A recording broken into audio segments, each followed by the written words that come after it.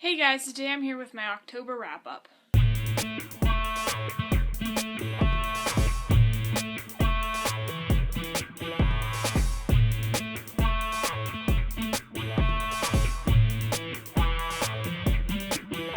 managed to read 6 books in the month of October, which I think is really good. I had a very, mixed bag of ratings, which you'll see in a minute, but let's go ahead and get started.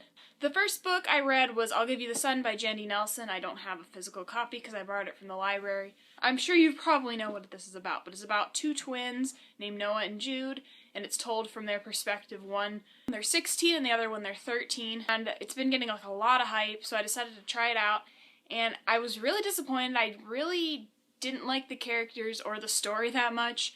I had a hard time connecting with it. Enjoyed parts of it, but most of it I kind of just skim read, and it just wasn't my favorite, and I gave it a 3 out of 5 stars. The next book that I read was The White Rose by Amy Ewing. This is the sequel to The Jewel, which was one of my favorite books so far this year, and this was not disappointing. I gave it a 4.5 out of 5 stars. It wasn't quite as good as The Jewel, but it was close, and I was really, really happy this came out finally, and I can't wait for the 3rd one, but I have to wait like a whole year. The next book that I read was Until Friday Night by Abby Glines. This is a book about a boy whose father is dying of cancer, and he meets a girl who doesn't speak, and they kind of form a bond, and high school football is involved, as you can see by the cover, and I love high school football. I was in the band for 4 years in high school, so I love going to football games, and I love reading stories about high school football.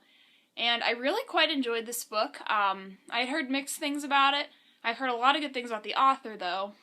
So I wanted to give it a try, and I gave it a 4 out of 5 stars. The next book I read was for school, and that was The Aeneid by Virgil.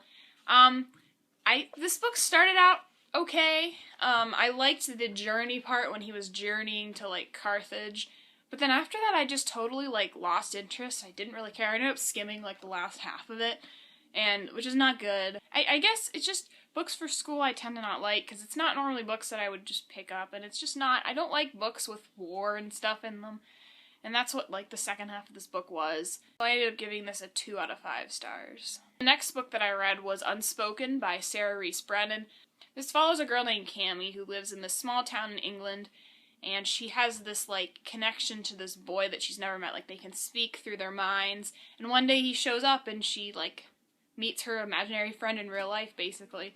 And I had heard really good things about it, but I was really disappointed by it. I just didn't really like it. I don't really know why, because it sounds exactly like a book that I would like. It reminded me a lot of, Beautiful Creatures, which is, one of my favorite series, but for whatever reason, I just couldn't really connect with this book, and I gave it a 3 out of 5 stars. And the last book that I read in October was Dark Fever by Karen Marie Moning. This is an adult urban fantasy paranormal series about fae, which literally does not sound like anything that I would pick up.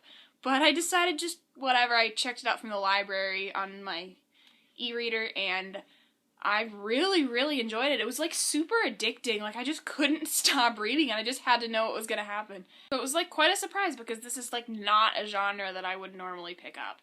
But it's about a girl named Mac whose sister gets murdered while she's studying abroad in Ireland, and so Mac goes over to Ireland to try to figure out why her sister was murdered, and she gets dragged into the secret world of fae.